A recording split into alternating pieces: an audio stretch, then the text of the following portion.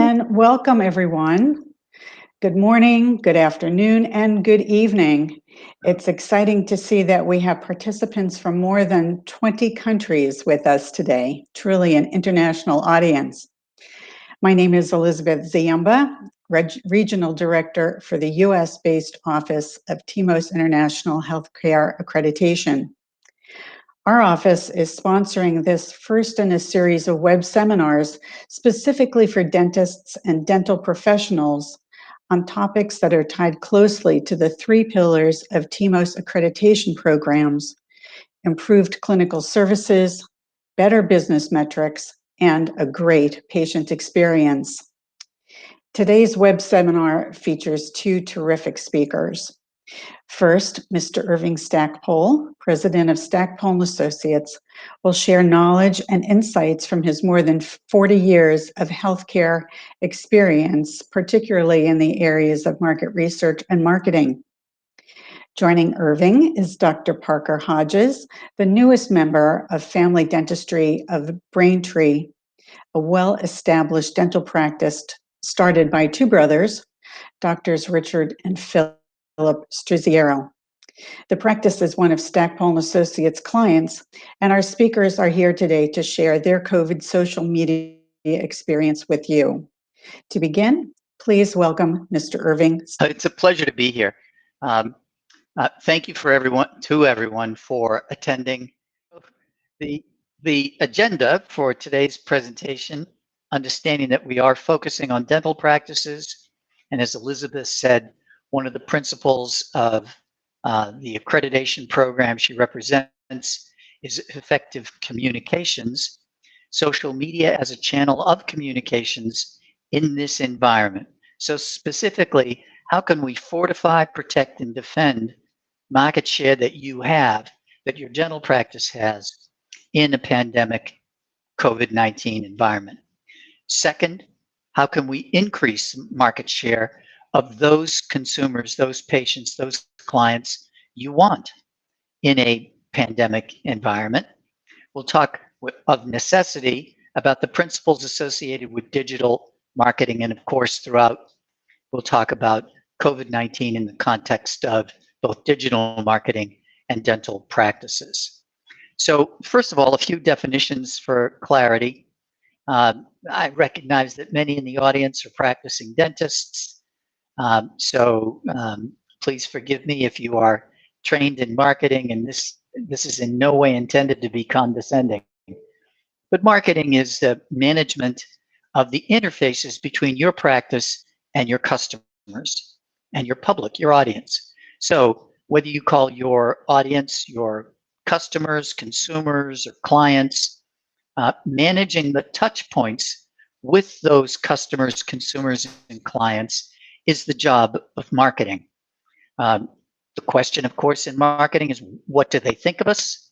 How can we increase the frequency with which they think of us, especially when they think about the cosmetics of their smile, the need for dental services, the comfort eating, or safety of their children's teeth.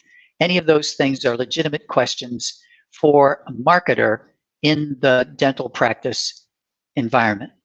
And of course, the near-term objective of social media marketing and any effective marketing, and especially digital marketing, is raising or maintaining awareness of your practice, of your brand, so that when the need arises or the desire arises, the consumer, customer, client thinks immediately of you and of your services. So therefore, the end result of effective marketing is generating leads. And leads are individuals who are qualified to consume your services and who reach out and contact your practice, your office, to inquire about services. And generating leads can be measured in terms of phone calls, inquiries, or some practices call them referrals. And how do we communicate in a lockdown if the environment, like in the pandemic environment in the United States and many other places, there were lockdowns. How can we communicate? Well, the good news is that digital platforms were extremely active and have been extremely active during the pandemic and will continue to be so for the near term. So in marketing, we ask these kinds of questions. What do we do? And you're all groaning, rolling your eyes, saying, well, we're dentists. But there's more, far more to it than that. There's a great level of detail to these questions. Placement, where do we do it? Price, how much does it cost? Promotions, how do you hear about us? And the position, what's your dominant brand? There's a lot of buzz about what this word brand means, and brand is simply the dominant opinion that your audience holds about you. So in many regards, for many of the people who are listening in on this call today, you are your brand, and your brand is you. It is the opinion that your audiences have about your practice and about you. And these elements are important as we move forward, because I'm going to propose that we build a digital marketing plan around social media channels, and not just a slapdash, let's do a little bit of this and see if it works kind of approach, but really develop a plan. Now, sales is often confused with marketing, but it's very, very different. Sales are the behaviors associated with converting a lead to an actual paying client. So sales is about securing commitment. It's about answering the phone effectively, politely, promptly, or responding quickly. So in the COVID-19 environment, sales is especially about addressing fear. Fear is a dominant theme among consumers in the post-pandemic environment, and will continue to be so as long as the news media keep talking about the pandemic and talking about the various problems that continue to emerge as this pandemic unfolds. So among the things that we need to do effectively in the sales environment is address fear. So marketing versus sales is very different in that marketing is fundamentally an intellectual practice, whereas sales is behavioral. I want to bring this up so we're clear about definitions. I'll try to be careful in using these terms discriminately for the audience as we move ahead, because they are relevant in the sense that we're going to focus today on marketing and not so much on sales. So marketing forces us to communicate. One of the pillars of the TMOS accreditation, the sponsors to this program, is effective communications with consumers of healthcare, sometimes called patients, clients, consumers, but with the individuals, effective communication. And in marketing, our job is to manage the communications.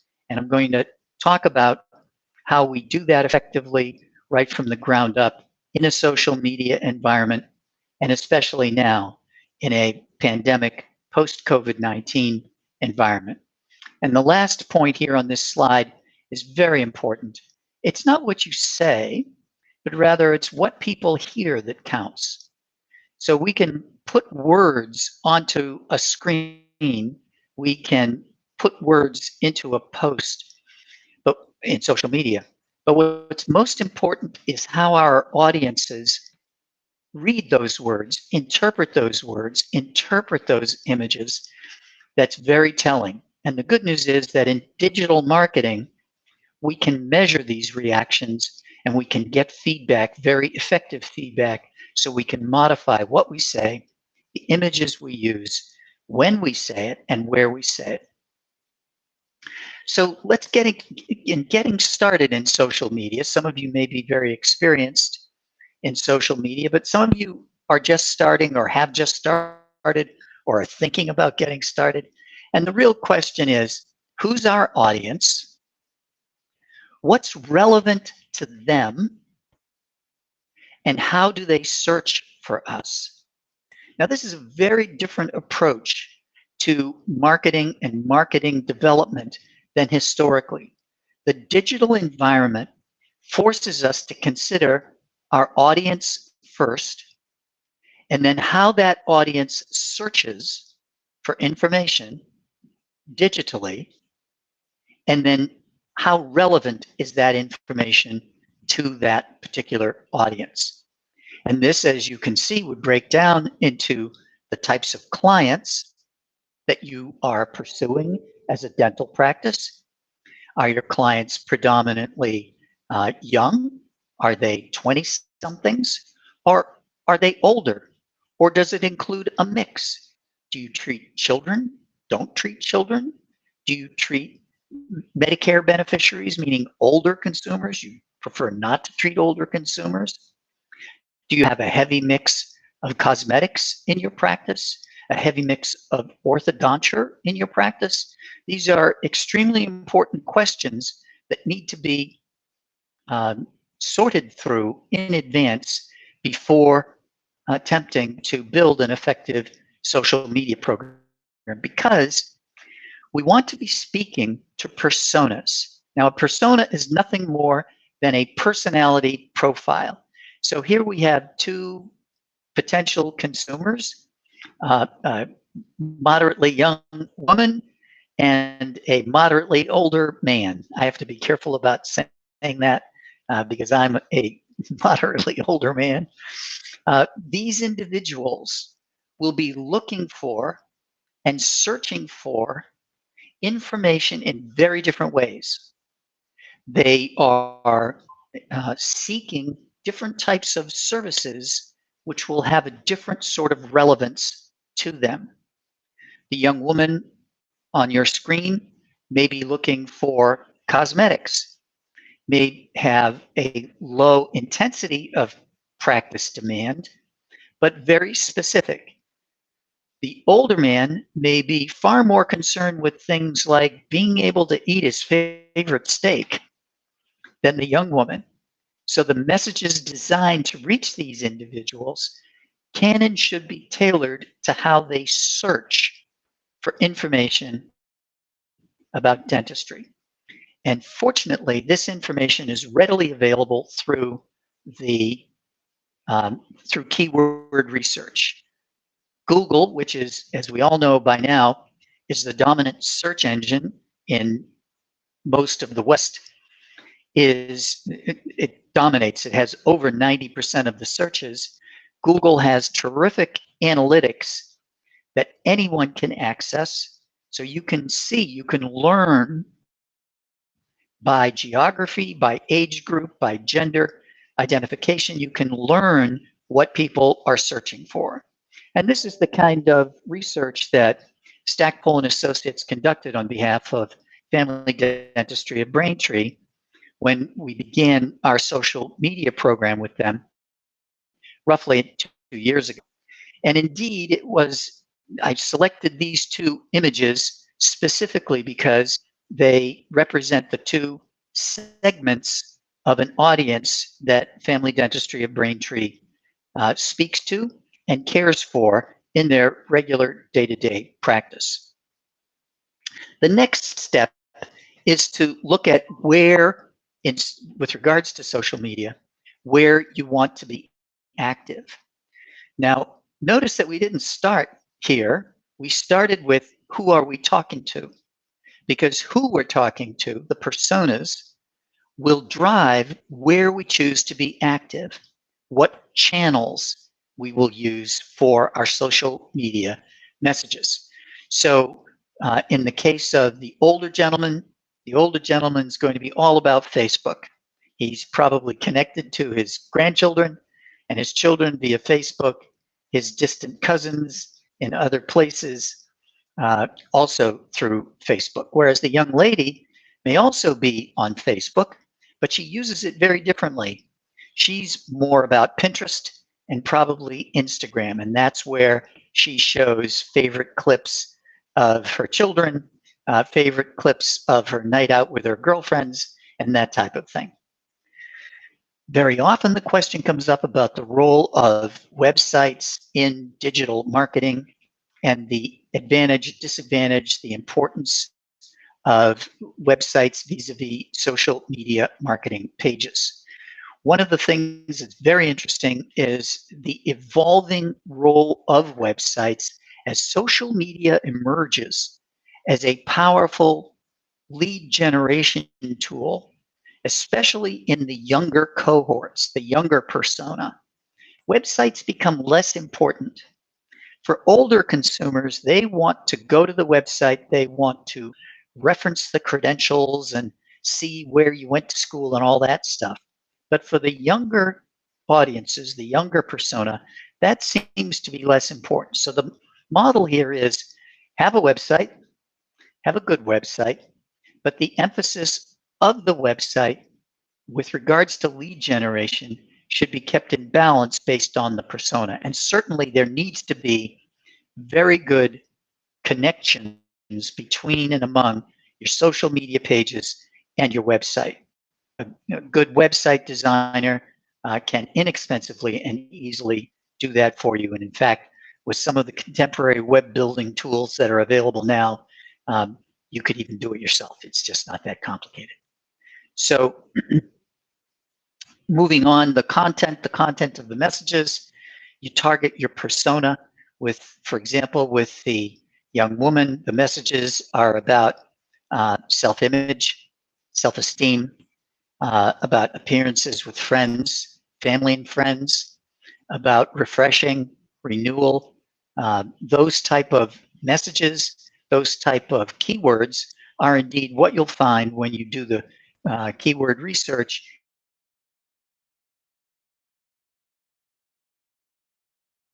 Younger cohorts are looking for with regards to the old cohorts, on the other hand, looking for very different things. They're looking for comfort. They're looking for appearance as well, certainly, but also ease of eating, comfort eating, relief from discomfort, which is different, and the other benefits associated with healthy dentition. Also, let me just flip back to the younger persona. We're assuming that she's either single or she's young and has children, safety of her children, better understanding the emerging dental needs of their children, her children. That's an important message. Next, I've got messages here for you about the content calendar. So one of the issues that come up regularly is the social media only works if you make a commitment to it and stick with it. It doesn't work if you're a dilettante, occasionally doing it, even if it's really cute and interesting. It needs to be quite regular. And the regularity and the content are both important.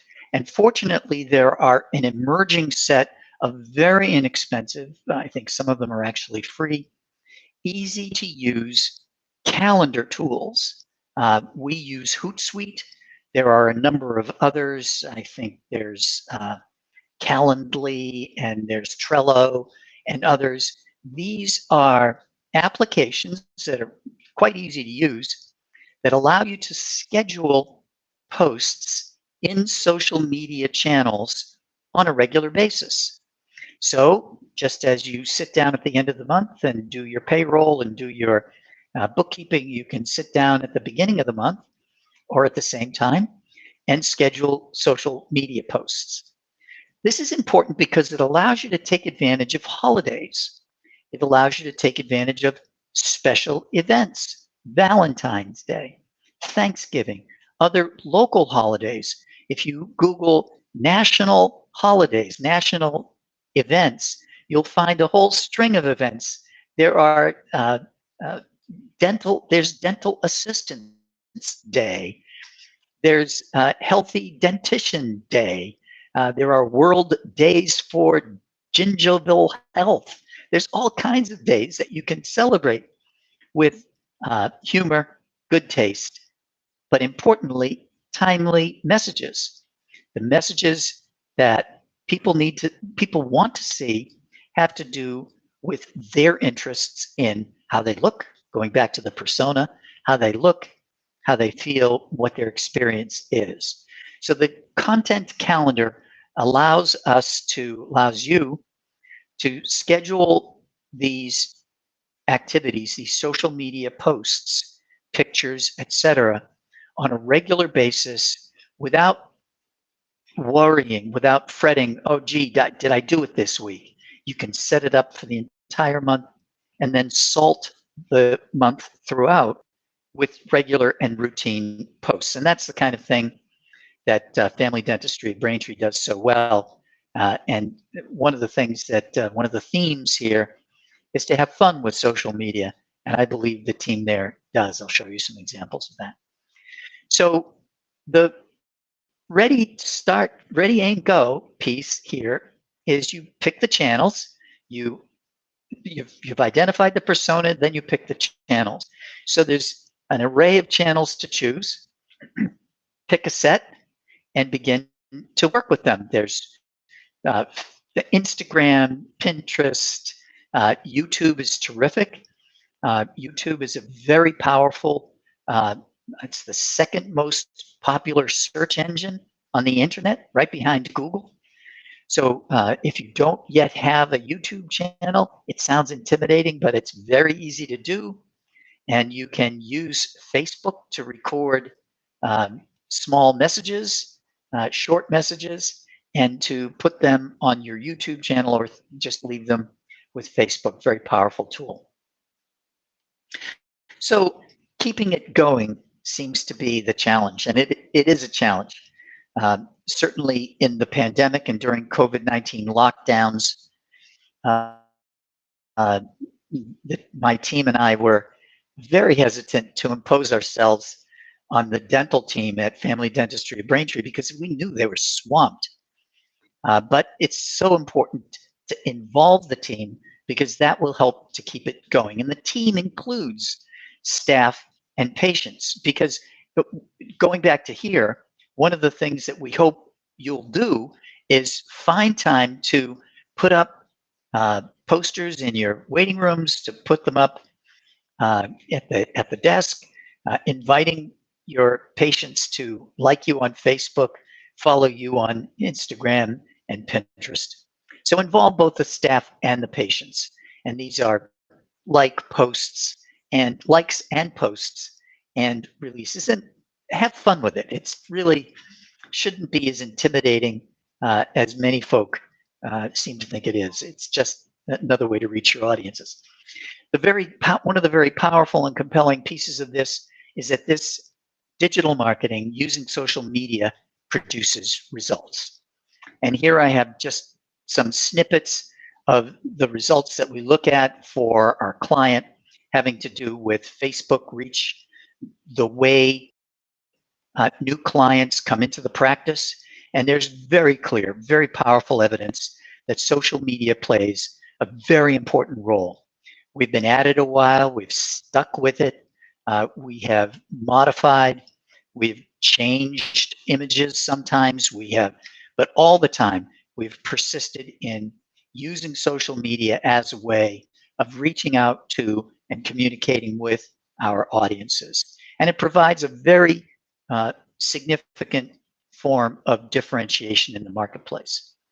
So now what I'd like to do is, if Parker, I think the next step here is Parker stepping in and saying hello and just having a conversation about social media marketing. And I'd hope you'd share with the audience your perspectives on what have been the benefits or any challenges associated with social media marketing for the practice, especially given the COVID-19 situation, the pandemic. Yeah, I think, before COVID-19, we were seeing some really good results from our Facebook posts, generating new patient referrals. Obviously, then COVID-19 happened, and with the lockdown, that really kind of changed everyone. So we kind of shifted our focus to physical changes in the office, such as air filtration systems and getting our supplies of PPE so that the office could be as safe as possible for patients as well as the staff. But since then, we've definitely returned our focus to social media and marketing, getting our frequent Facebook posts and Instagram posts back up, and I think we're starting to see a an uptick of new patients coming in. Do you notice among the patients that you're talking with and that you're seeing, do you notice a real hesitancy around fear? Do you sense some fear or concerns about COVID and about the pandemic, and how are you addressing them? Oh, definitely. I think we've seen a lot of patients say, "Oh, can I reschedule a few more months to see if the numbers are a little better, or maybe I'm getting my vaccine in a month or so." So, we try to assure them that we're taking all the necessary precautions, highlight the changes we've made, specifically the air filtration system that we installed, which is, supposed to be hospital grade, to try to alleviate some of that fear and make them as comfortable as possible. One of the things that I've noticed on the social media site is the very frequent use of pictures from the office among the staff, among the team. Is it difficult to remind them, or do you find that they just think of it themselves and they take a snap and say, "Oh, this would be great on our Facebook page"? Yeah, I mean, I think it's a little of both. I think we've been doing it for a while, so when we see a good opportunity, I feel like it's at times kind of second nature to just go ahead and take that picture. Like the other day, I'm not sure if it's made it up, but I got my vaccine shot at Gillette Stadium, which is the home of the New England Patriots football team, and they had a couple of their mascots out front. I was like, oh, this could be a fun picture to get and put on our Facebook. And I think, I thought a lot of people would get a kick out of it. So it's always kind of something in the back of our heads, and we just try to work on it. Perfect. I haven't seen that one, but I did see the posts about the air filtration system. Talk about trying to make a complicated subject simple. If you have the answer, I'd love to hear it. No, we just try to, break it down to common, sayings or things that the patients will understand, instead of really going into all the details of UV light and things like that. It's just, it's making the air clean every 5 to 10 minutes and, stuff like that is relatable or understandable. And that's what's going to address concerns even before they're raised, because for many people, these concerns are not forefront. They're in the back of their mind. So do we have questions, Romilly? Are there questions that came in from the audience?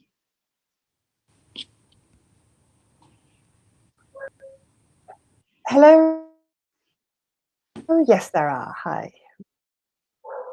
Good to see you. And I think that we all have audio now, which is good. So we have a question for you, Irving, to start with. Irving, you talked about product as a key piece of marketing. Dentists think of products as fillings, braces, etc. What really are their products? What a good question.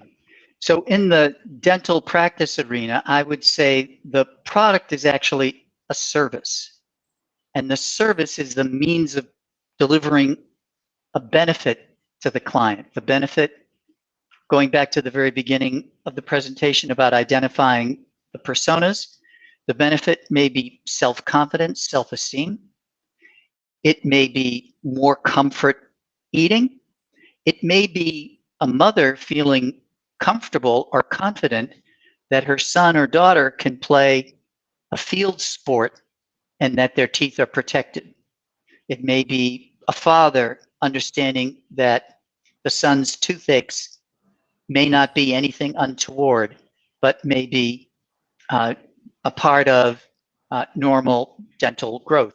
So the benefits, the services that we're delivering are, their end result is a benefit to the client, and understanding what those are really the beginning of all good marketing, including social media marketing. Do you want to weigh in on that, Parker? Yeah, I mean, I agree. It's, a lot of times, if we're being honest, that they really know what we're doing in their mouths. It's about them being comfortable and making sure that they understand how we're helping them and what the benefits from our proposed treatment. Thank you. So Parker, I have a question for you directly.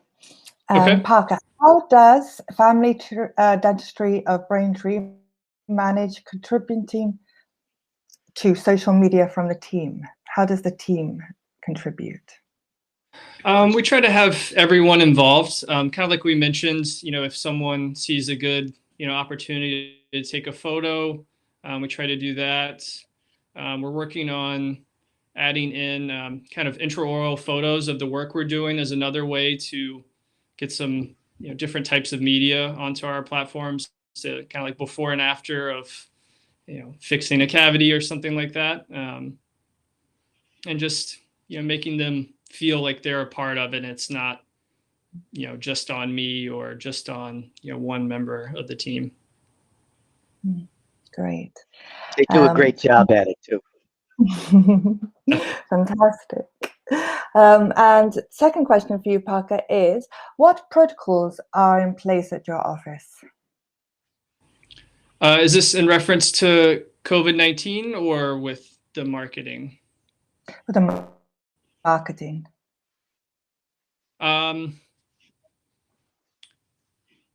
It's I guess it's kind of, I'm having a little trouble putting into words. Just be, constantly on the lookout for opportunities for posts and making sure that we're, staying engaged, keeping, regular with our posts and not trying to kind of bounce from one market, like kind of niche to the other. It's just staying focused on the groups that we want to target and just being consistent. I will also say that in terms of social media protocols, the practice was very early on. They made signs about liking us on Facebook, and they had them all in all the waiting rooms. And it was very funny. I happened to be in the waiting room with one of Richard's older clients, and the very charming older woman turned to me and said, "What is this Facebook?"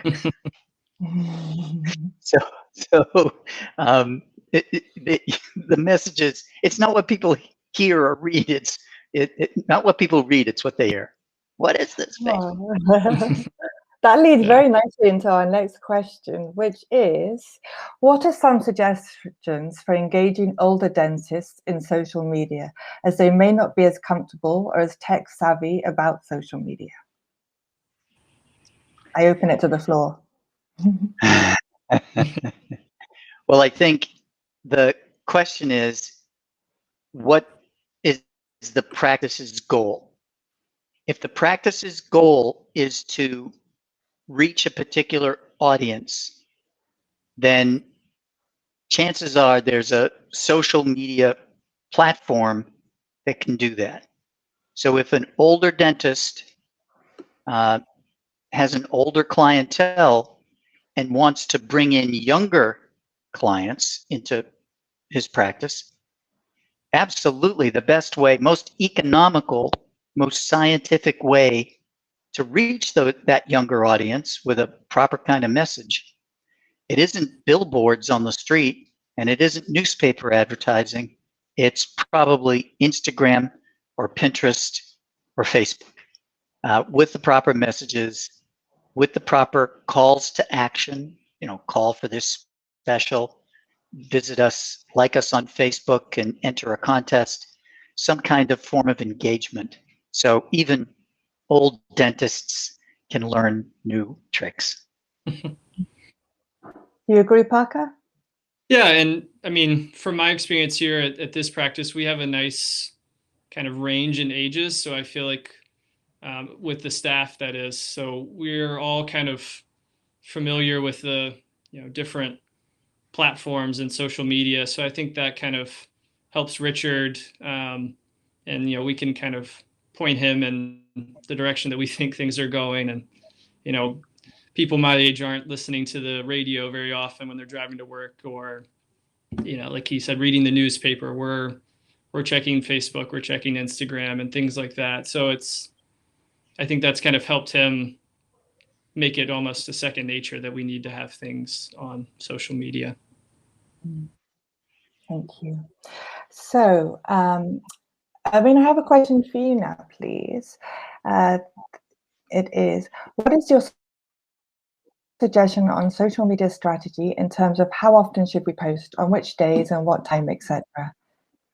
Is less more, is less more than in terms of amount of social media? Is less than I got tongue-tied, sorry. It's more always better. More is not always better. And here is the somewhat of the artistry associated with this channel, the social media channel. The first principle is that in all advertising, this is marketing 101, in all promotions, you have two tools. You have intensity, or you have regularity, regular schedules. So it's intensity or frequency. Social media allows you to actually use both. So the tools of developing, for example, a content calendar using Trello or Hootsuite, or even just setting it up yourself, setting up a calendar in Facebook or in Instagram. This allows you to stay in front of your audience with a message that's of interest to them. And by the way, the content we're suggesting you use, you haven't heard either Parker or I talk about a hard sell. There's no hard sell here. It's all information. It's information that the consumers want, the consumers need, the consumers appreciate. So there's both the opportunity for regularity, once a week, twice a week, might be plenty, especially to get started. But there's also an opportunity to use intensity if in your city or town there's an active athletic program and a hockey or football or basketball program. The parents of the children entering those programs have real concerns about safety. Those issues can be addressed in with some very helpful information that's appreciated by the parents, which can then gives you an opportunity to use that timely event as a channel to message those parents about best safety practices for field hockey, soccer, basketball, etc. Fill in the blank. And by the way, if you have questions, if you have concerns, give us a call or stop by. Well, not stop by anymore, but give us a call and we'll schedule an appointment. Those are the opportunistic times that we can take advantage of intensity. So there's frequency and intensity, and both of them can work. There's very little risk that you'll set up a frequency of social media messaging that's too often. I think once a week, twice a week is probably just time.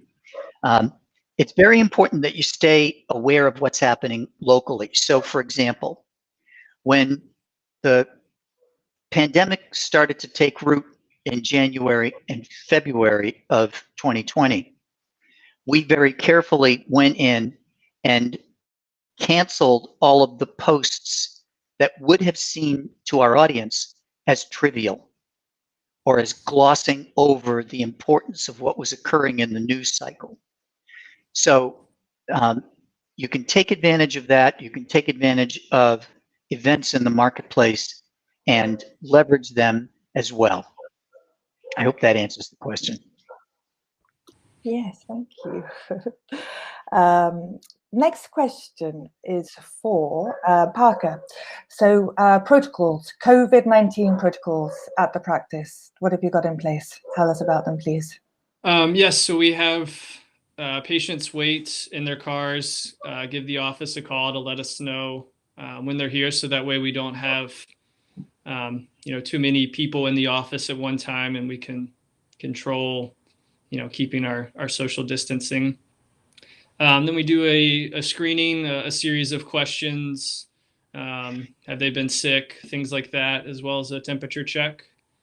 And then as far as the staff goes, right now we're wearing N95 masks and surgical masks over that, disposable gowns. And then in each operatory, as I mentioned, we have a UV air filtration system that is supposed to eliminate 99.9% of bacteria, virus, mold, etc.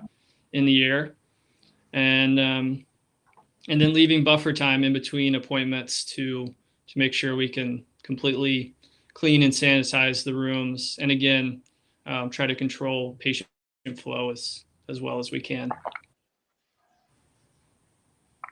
Thank you. Yeah.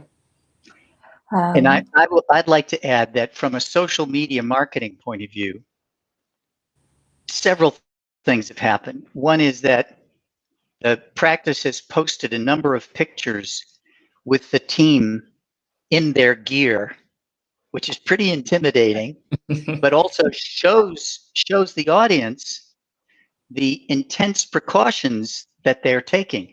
And when the practice went through the physical renovations of installing the barriers, somebody on staff, I don't know who it was, he or she was a good photographer, took sequential pictures of this as it was being done and posted them in Facebook as well, again, as a way of showing that the practice is busy getting ready and that the practice is taking the protocols quite seriously. And now, in the social media, you'll find pre-COVID pictures of the staff all looking very happy. It's a handsome staff, without their masks on, but with a N95 mask saying pre-COVID on it stuck to the side. So it acknowledges the fact that this isn't really how they'll look when you walk in. People will be masked and gowned. It was really, the pictures are terrific. I wonder if any of my patients could actually recognize me out on the streets when if I were to run into them. Oh, great job, Parker. That's really good. We have a really good question, which is, how graphic should dental photos be that are posted online on social media? So I can't really speak to what the research says about this. I can only tell you what my personal bias is in this regard. I think that the technology associated with dentistry is so sophisticated and has become so sophisticated that it's a challenge sometimes to represent the technology and the sophistication without becoming intimidating. So we've seen pictures of the dentists, and I always get a hoot when I go in to see Richard or Parker, and they've got the glasses on with the lights and the magnifiers and the various devices. It all is very Star Wars. So I think it's fun to show that, but I don't think that it should be what you're featuring. What you should feature is the happy child beside the mother who looks relieved that his first dental appointment wasn't as dreadful as he thought it might be. It should be the happy older man with the smile in, eating a piece of corn on the cob or something like that. It should be, the picture should show the benefit. In the office, you can also show some of the technology, but the technology is only the means to the end, I believe. What do you think about that, Parker? Yeah, I agree. I mean, I would say maybe more people than not probably think working on teeth are gross. So you definitely don't want to, show blood or things like that. It's, maybe just more of like a before and after, and maybe not kind of what they might consider gross in the middle or means to getting to the end. So Yeah, it's definitely a fine line to walk. Thank you for answering that. So I've got an interesting question here for both of you, which is how can dentists begin to get more audience on social media? How can you build your followers on social media? Well, I'll start with that. The easiest, fastest way to build an audience in social media is to recruit your own clients, to recruit your own patients to like you and follow you. And there are a number of tried and true tools to do that. One is to offer some incentive. So, for example, if you like us on Facebook and the first 10 likes or 100 likes, the next time you're in, we'll give you a free toothbrush or an extra toothbrush or an extra tube of toothpaste or a set of whatever, monogrammed cups. It doesn't matter. The incentive is, it almost doesn't matter what the incentive is, so long as it's not just inappropriate.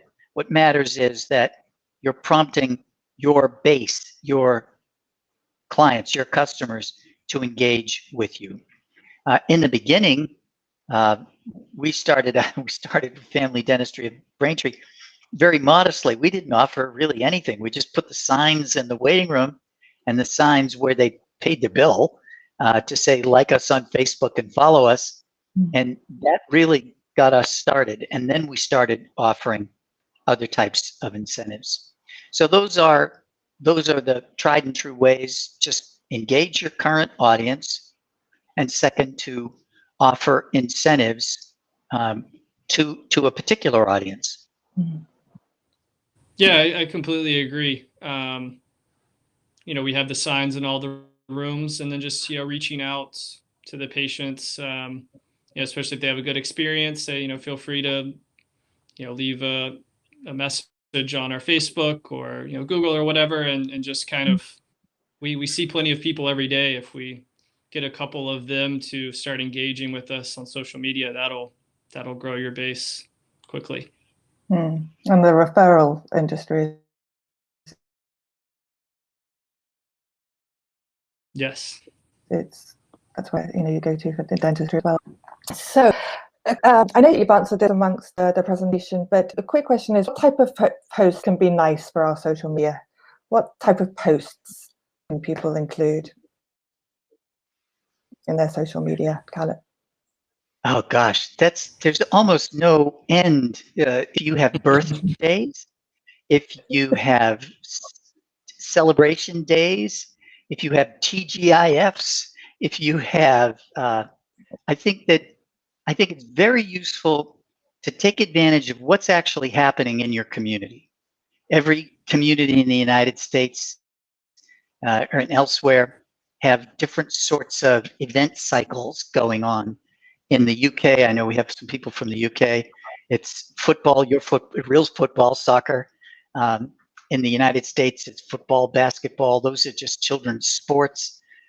There are cycles to social events that all can be used as a way of posting information.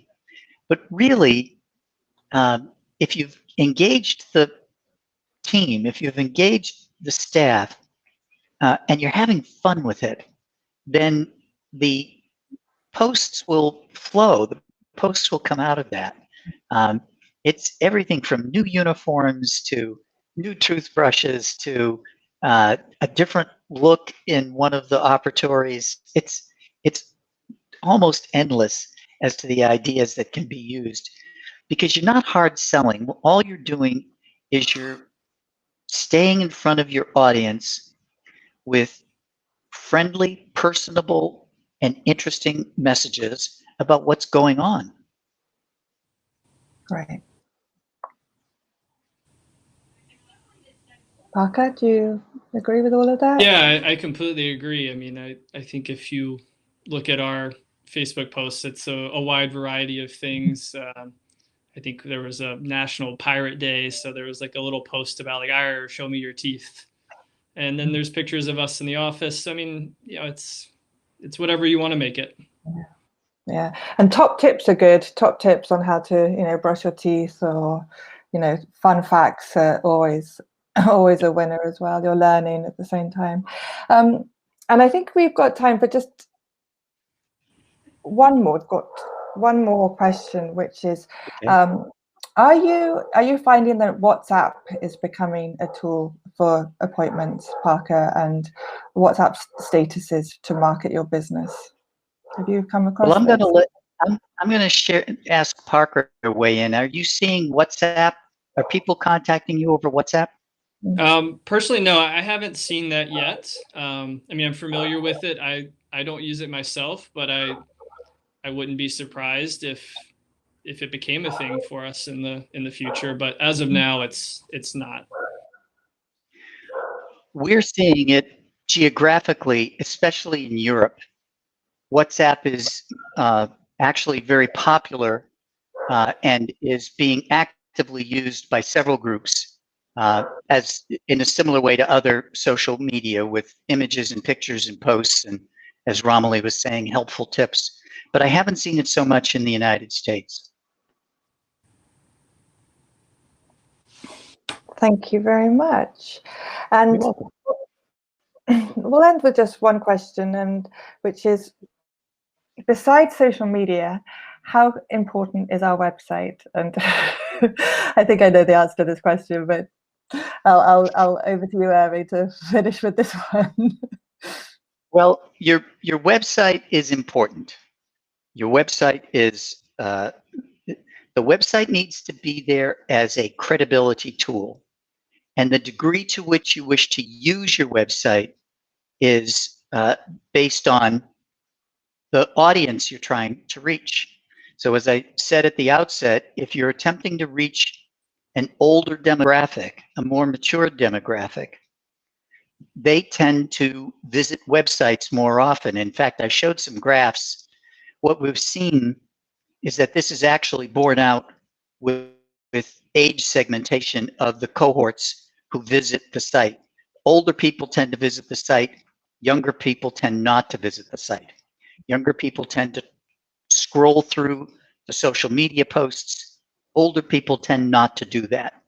So the importance of the website, yes, you should have a website as a point of reference, as a calling card to the world, so that if someone were just curious and off the hand wanted to say, well, what is this family dentistry of Braintree, they could find you easily.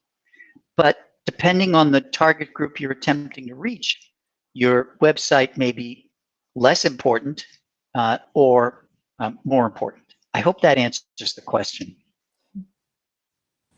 Thank you. Parker, do you have anything to go in there? Yeah, I would just add that, I mean, I think you definitely want, you need a website, and ideally, I mean, still a lot of people, we use Google. We look for, if you're looking for a dentist, you might just search, dentist where in Braintree, where I am, and you want to have a website that has enough kind of traction that it comes up on, the first page of Google, or because likely if most people aren't going to make it to the second page of a Google search.